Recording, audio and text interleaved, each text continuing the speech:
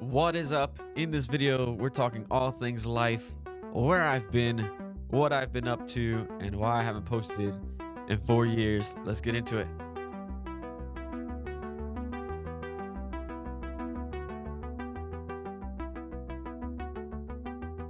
Well, hey, what's going on, guys? I'm so excited to be back. So thrilled to be doing this again. It's been a while. It's been a long while. And it's been crazy. So, for those of you who do not know me, my name is Jose Lopez. I started this YouTube channel about 4 years ago. And it's been a crazy journey. It's been interesting, to say the least, what's been going on. And there's so many reasons why I haven't been posting. There's so many reasons why I stopped. And I want to share some of those with you. But before we do me a favor, go ahead and hit the subscribe button and hit the notification bell so that you can get notified every time I post up new content, because we are going to be revitalizing, revamping, and reestablishing our YouTube presence moving forward. And so go ahead and hit the subscribe button, hit the notification button, leave a comment below, helps us to break the algorithm. And if you find this to be blessing, insightful, entertaining, encouraging, share it with a friend, family member, and so forth. So I want to kind of reintroduce myself. My name's Jose Lopez. I started this channel about 4 years ago, 4 or 5 years ago, actually. And I posted like 3 videos up and then kind of disappeared. And there's many reasons for that. Number one, life just got busy. I mean, life hits us all in so many different ways. And for us, my wife and I, we are parents of twin boys. They are now 10 years old. When I started this YouTube channel, they were about 4 years old. So we were in a very busy season of life then. Um, but also we got caught up with just life and ministry in general. My wife and I are church planters. When I started this channel, we were entering a season where we were preparing to plant a church. And so that was 4 years ago. So that was pre-COVID. Then we planted a church. It was COVID time. And if you know anything about planting churches, it's already hard. Throw in there the mix of COVID.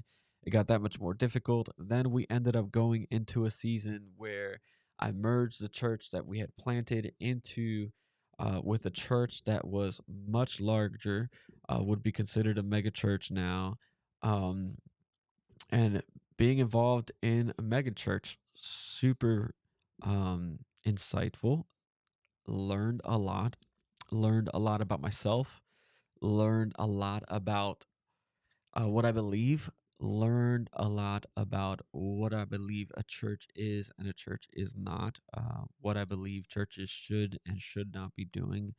Learned a lot about what I believe doctrinally and theologically. I learned a lot about the way that I was wired. And so, although it was a very difficult season of my life, it was also a very fruitful and learning experience in my life. And so we did that for about almost a year and a half, 2 years. Um, and then now, coming out of that, I resigned from that church and my position at that church um, back in June. And we have now entered a season of going back into ministry and planting a church. So that's the short version of it. Is just life just got busy. Life just got hectic and got the best of me. But there was other reasons too. I think I dealt with some discouragement for where my channel was. I think I've dealt with discouragement because when I first initially started the channel and I posted the videos and I was creating content, I got discouraged because I didn't really see the response that I wanted to get. And so many of us are like that, right? We start things up and maybe we don't get the response that we wanted or we expected, or we don't get the response that other YouTubers are getting, and you start comparing yourself and you fall into the comparison trap. And why are these people growing, and why are these people having so much influence and making an impact? And then there's my little rinky dink videos on YouTube. So there was an element of discouragement, but I think the element of discouragement also came from The fact that I just felt like I wasn't being authentic to myself. I felt like I wasn't doing um what I genuinely wanted to do, and I wasn't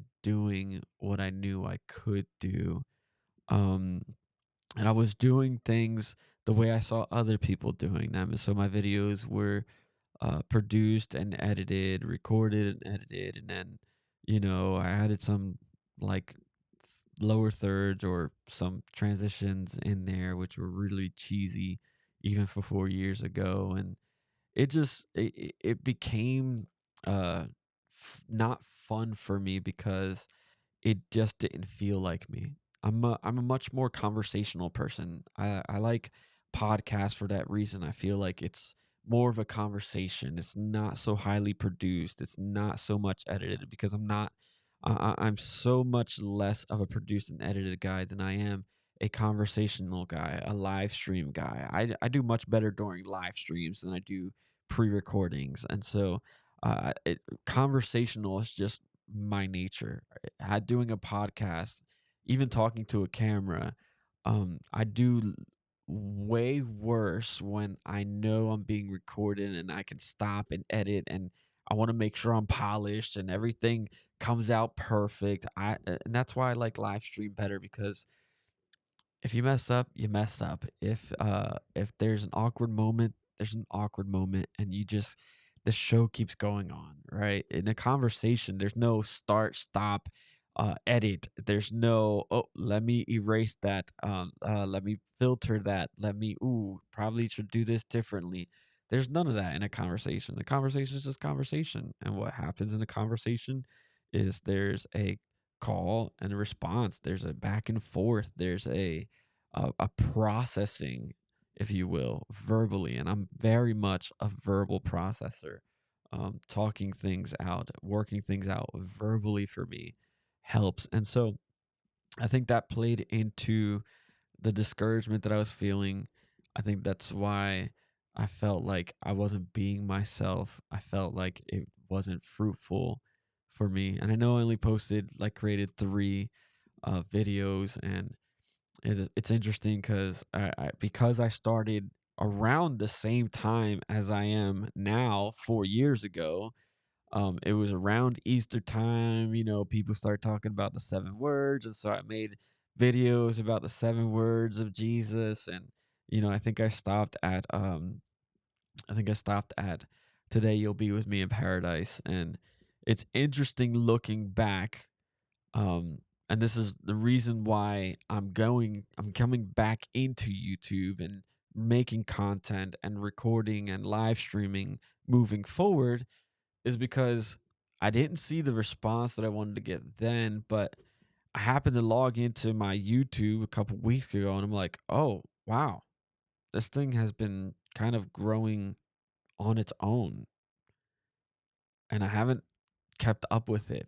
And there's like 268 followers or subscribers. There's one of my videos, and I think it's the one about today you'll be with me in paradise, has over 14,000 videos. And I had no idea that people were actually engaging with the content. I had no idea that people were actually watching the video, and not just watching the video, but they were responding. And I had no idea that people were using that teaching um, in their churches, and they were learning from it, and they felt like it had blessed them. And so I'm like, oh, wow. Like, I didn't realize that these videos and this channel was actually doing anything behind the scenes. And so I just felt like, why not? I think a lot of times um, we get held back because of comparison. We get held back because of a fear of failure. We get held back because of a fear of people's opinions, opinions. We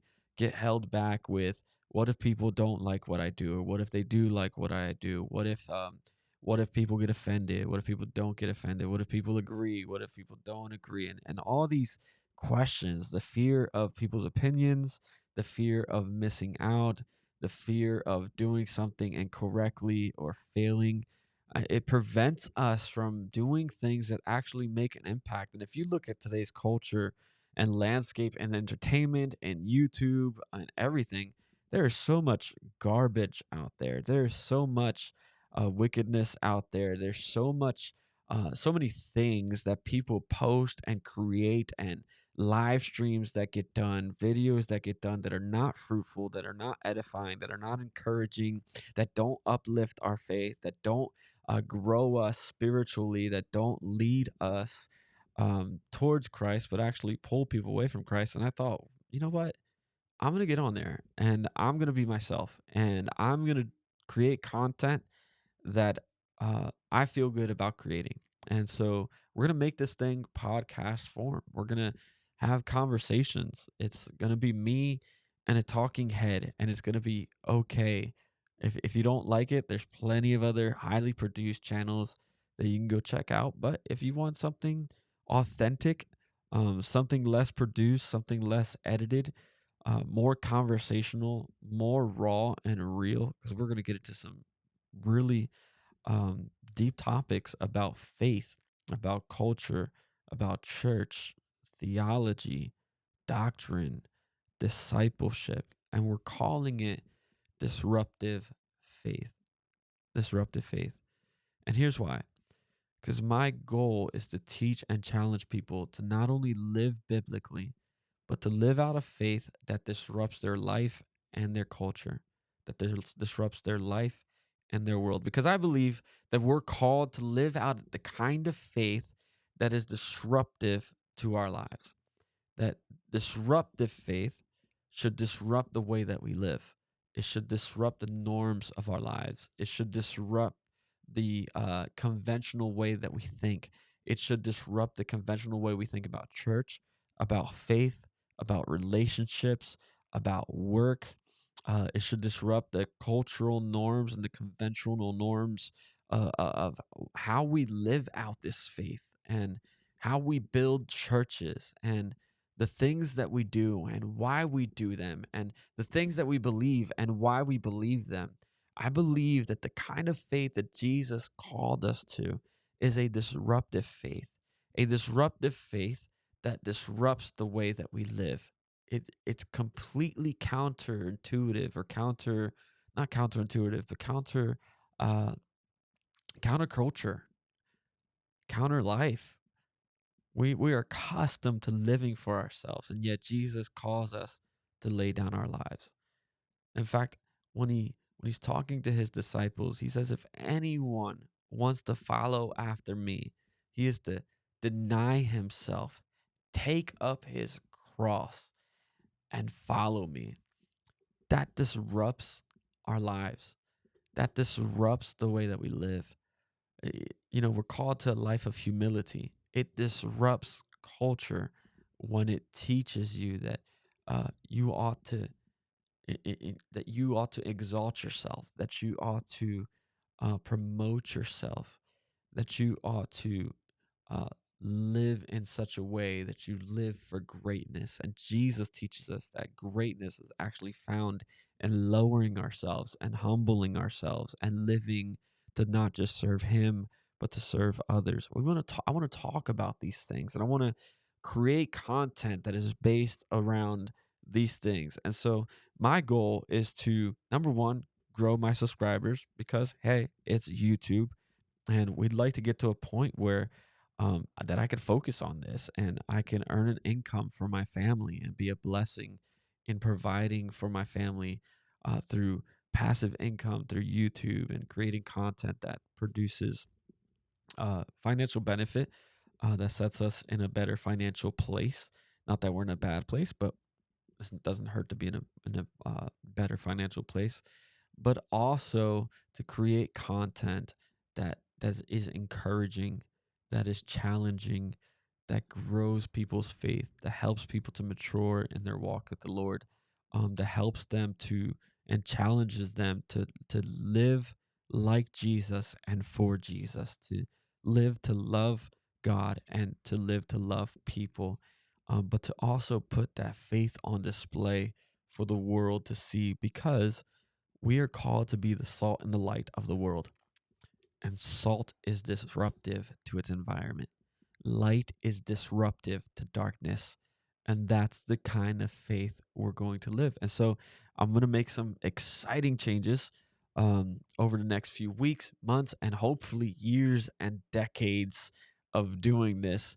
It's going to be different. It's going to be less produced. It's going to be less edited. It's going to be more authentic, more conversational. It's going to be real. It's going to be raw. We're going to have some hard conversations. We're going to talk about difficult things, things that have to do with our fears, our doubts, our concerns, things that we have questions about, things that maybe aren't so clear, things that pertain to the church and the way church is being built and done in today's society.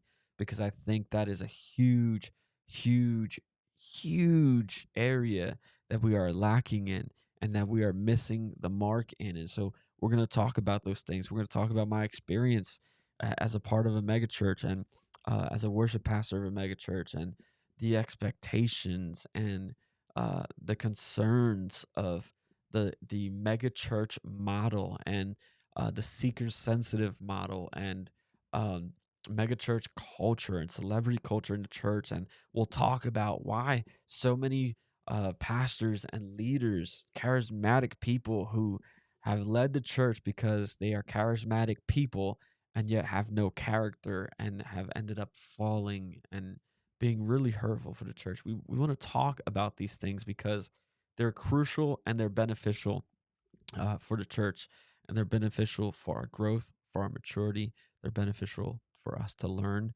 They're beneficial for disrupting our life, disrupting our world, disrupting our churches. And so that's what we're going to do. We're going to talk about these things. And so my hope is that moving forward, I could record at least one video or live stream at least one video a week. Hopefully I could do two, but realistically, we're going to go to one. And that's either going to be on a Monday or a Friday. Those are probably my best days of doing this. And so we're going to do that. We're going to post up consistently, continuously, regardless of the response, whether people like it, don't like it, share it, don't share it, subscribe, don't subscribe, comment or don't comment. We are going to be consistent and committed because ultimately it's about sharing the gospel of Jesus, preaching the gospel of Jesus, maybe in a different way, maybe in a way that's not from a stage or an altar or a pulpit, but it's in an environment where people are coming to for resources and asking questions online, and YouTube serves that purpose. And so I want to thank you for taking the time to hear about where I'm at, to hear about where I'm going. And I want to invite you, if you would like, and you'd like to support me, support my channel, do me a favor, go and check out my merch website. It's 513media, 513printandmedia.com, 513printandmedia.com. We've got a few collections that we've created, that we've posted on there. This is going to help me to financially support me being able to create this content, video content, create live streams and whatnot. That will be a blessing to you and will be a blessing to others. And so if you'd like to support our channel, support me, go visit 513 Print Media and check out our merch. We've got a Disruptive Faith collection.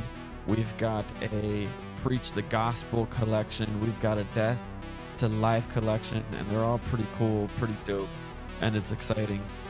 If you like this channel, you like this video, if it's been a blessing to you, like, comment, share. Let me know what you want, what kind of content you want me to create moving forward, and any questions, doubts, fears, topics you want me to tackle, things you want me to talk about pertaining to faith, life, church, Christianity, whatever the case may be. I'm looking forward to going on this journey, and I'm really excited about you going on this journey with me. Peace.